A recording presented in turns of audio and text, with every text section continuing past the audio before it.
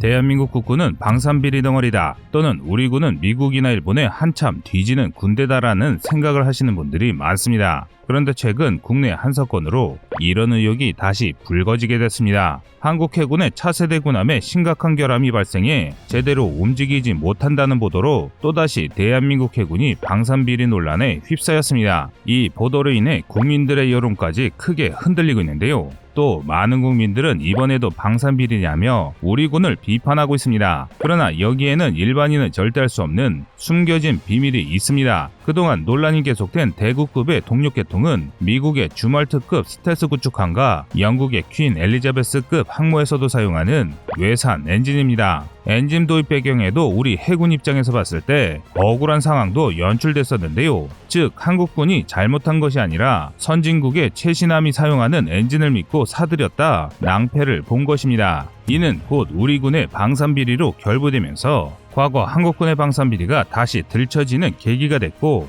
이에 국민들을 분노케 했습니다. 그런데 사실이 그렇지 않습니다. 미국은 자신들이 자랑하는 스텔스 구축함 엔진이 결함투성이라는 사실을 숨기려 했기 때문에 우리가 엔진을 산 뒤에야 문제를 알게 된 것입니다. 즉 한마디로 방산비리가 아니라 오히려 국산화가 덜 돼서 생긴 문제라고 보는 게 맞습니다. 하지만 일각에서는 대구급의 문제가 이것만이 아니라고 주장하고 있습니다. 한 언론을 통해 프로펠러와 추진축에도 심각한 결함이 있다는 보도가 지속적으로 보도되고 있기 때문인데요. 이 역시 방산비리와는 거리가 멉니다. 대구급은 필리핀과 태국의 주력함으로 수출됐을 정도로 상당히 우수한 함정이며 인천급에 이어 우리 해군 해역 함대의 전력을 강화할 차세대 함정입니다. 우리가 만든 군함이란 이유로 말도 안 되는 여론몰이에 휩쓸리기에는 너무 훌륭한 전투함입니다. 그래서 준비했습니다. 오늘은 현재 논란이 되고 있는 대구급 방산비리에 대해 알아보겠습니다.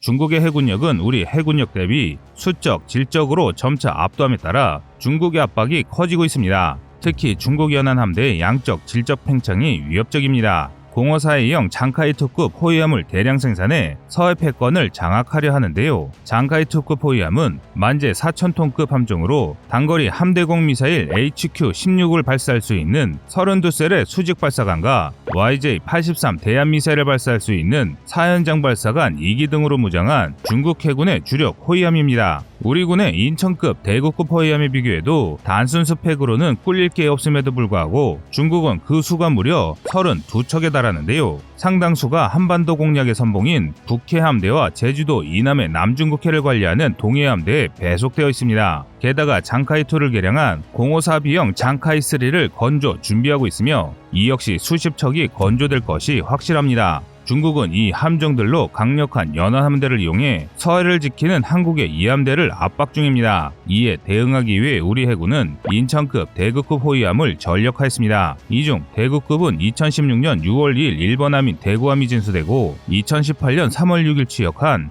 우리 해군의 최신의 주력 함정입니다. 총 8척이 건조될 예정이며 현재 7척의 건조가 마무리된 상태입니다. 대구급은 경하 2,800톤, 만재 3,600톤의 호위함입니다. 롤스로이스 MT-30 가스터빈 엔진과 MTU-12V 디젤 엔진, 레오나르도 DRS 전기모터 등으로 구성된 콜로그 추진 체계를 이용해 30노트까지 안정적으로 증속이 가능해 세계 어디에 내놔도 우수한 군함으로 설계됐습니다. 뿐만 아니라 국산 3000 선해형 A사 대공 레이더인 SPS-550K와 국산 3000 P4 추정 레이더 SPG-540K 등 각종 국산 레이더를 탑재해 탐지 능력이 매우 우수하며 SQS-240K, SQR-250K 등 공동 개발로 생산된 국산 소나를 사용해 아주 강력한 대잠 작전 능력을 가지고 있습니다. 게다가 AW-로그 와일드캣이나 슈퍼링스 같은 대잠 헬기도 탑재할 수 있어 단독으로도 원활하게 대잠 임무를 수행할 수 있습니다. 또 탐지 자산뿐만 아니라 무장까지 충실합니다.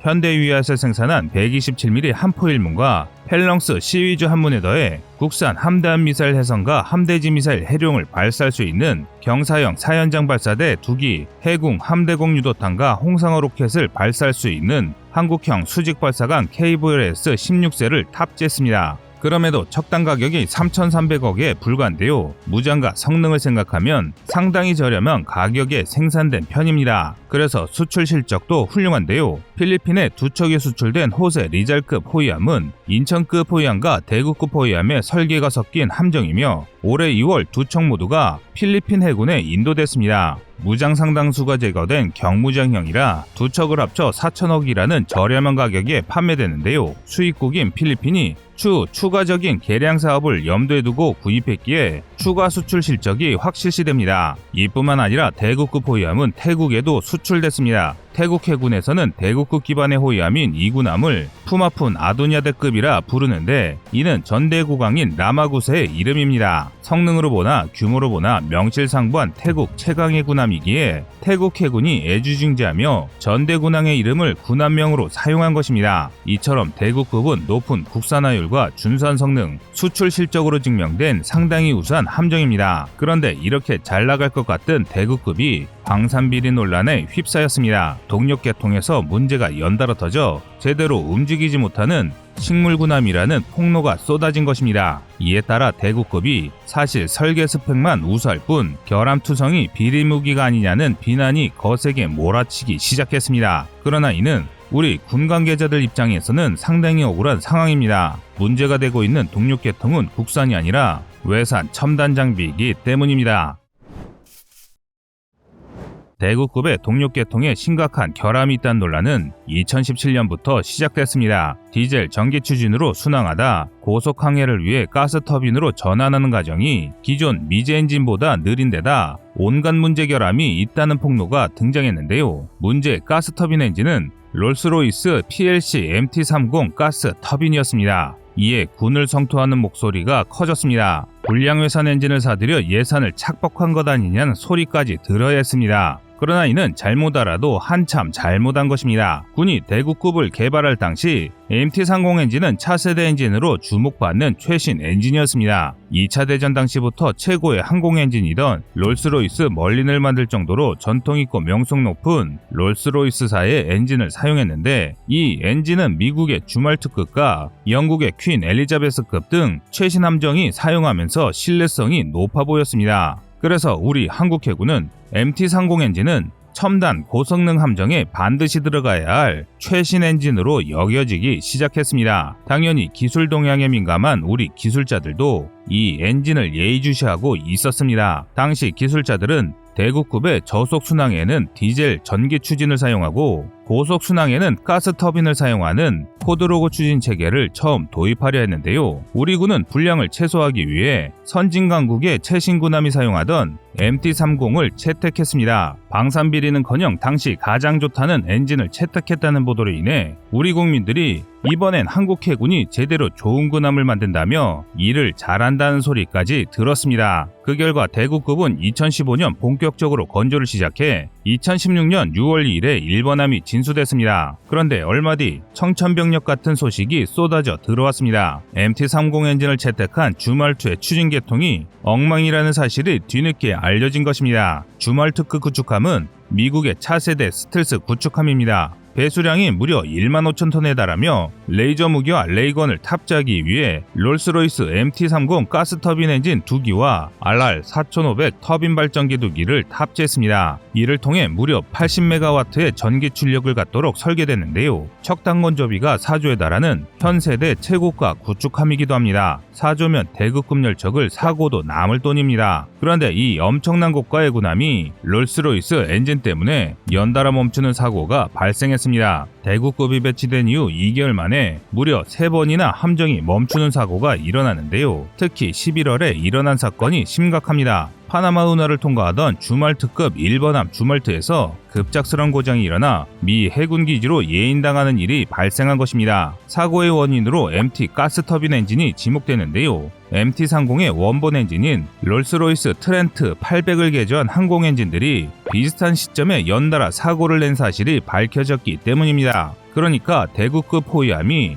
바다에 멈췄다는 문제에 방산비리라 할 문제는 하나도 없습니다. 좋은 군함을 만들기 위해 엔진 제작 경력이 100년에 가까운 신뢰할 만한 회사가 만들고 세계 최강 미 해군이 초고가 군함에 적용한 첨단을 샀는데 그 엔진이 불량덩어리라고는 누구도 생각할 수 없었을 뿐입니다. 물론 그렇다고 우리 군이 아예 잘못이 없다는 이야기가 아닙니다. 일단 문제를 알았으면 개선을 해서 그 문제를 해결해야 하는데, 논란이 일어난 이후에도 수차례 비슷한 문제가 언론에 보도됐다는 것은 명백한 관리 부실이 맞습니다. 그런데 여기에도 우리 기술진의 애환이 담겨 있습니다. 엔진 개발사인 롤스로이스가 업체 참관 없이 엔진을 뜯어보는 것을 막는 바람에 문제를 알면서도 고칠 수 없는 황당한 일이 발생했기 때문입니다. 그리고 이 때문에 일본함 대구급의 시험 운행 일정이 지연됐습니다. 즉 방산비리가 아니라 고급 외산품을 수입했다가 개발사에 갑질을 당한 사건이었던 것이죠. 국산이었다면 이런 문제 정도야 금세 수정했을 것입니다. 지난 9월 23일 대구함에서 기름이 샌다는 문제 언론 보도에 대한 방사청의 입장 발표만 봐도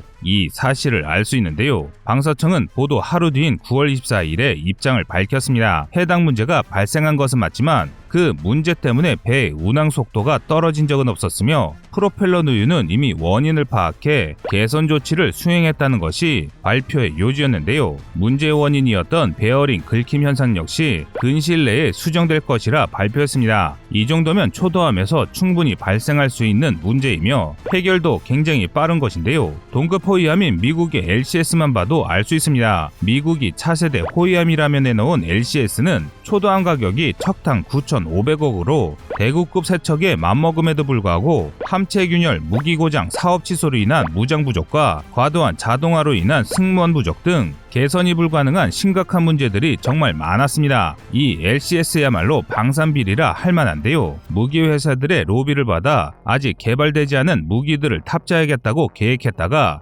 무기 개발이 취소되면서 형편없는 군함이라는 조롱을 받았습니다. 결국 미 해군에 인도된 지 10년밖에 지나지 않은 초도함부터 차례차례 조기 퇴역하고 있습니다. 반면 한국은 초도함에서조차 군사 선도국인 미국조차 이루지 못하는 안정적인 품질로 방산 무기를 개발하고 있습니다. 사실 대구급에서 발생했던 문제는 한국군의 방산비리가 아니라 외산 도입으로 발생한 갑질의 폐해입니다. 더 정확히 말하면 방산비리라며 기업가군을 비판할 것이 아니라 국산화율을 높이기 위해 더 큰 성원과 지원을 해줘야 할 일이었던 것이죠. 현재 가스터빈 엔진을 제작할 수 있는 국내 회사는 하나 에어로스페이스와 두산중공업이 있습니다. 하나 에어로스페이스는 해군 함정에 쓰이는 LM2500 가스터빈 엔진을 라이선스 생산하고 수리온 등 항공기용 가스터빈 엔진을 생산합니다. 또 두산중공업은 발전용으로 쓰이는 초대형 가스터빈을 설계 및 생산하고 있습니다. 이 말은 우리 기업들이 함정용 가스터빈 엔진을 독자 개발할 역량이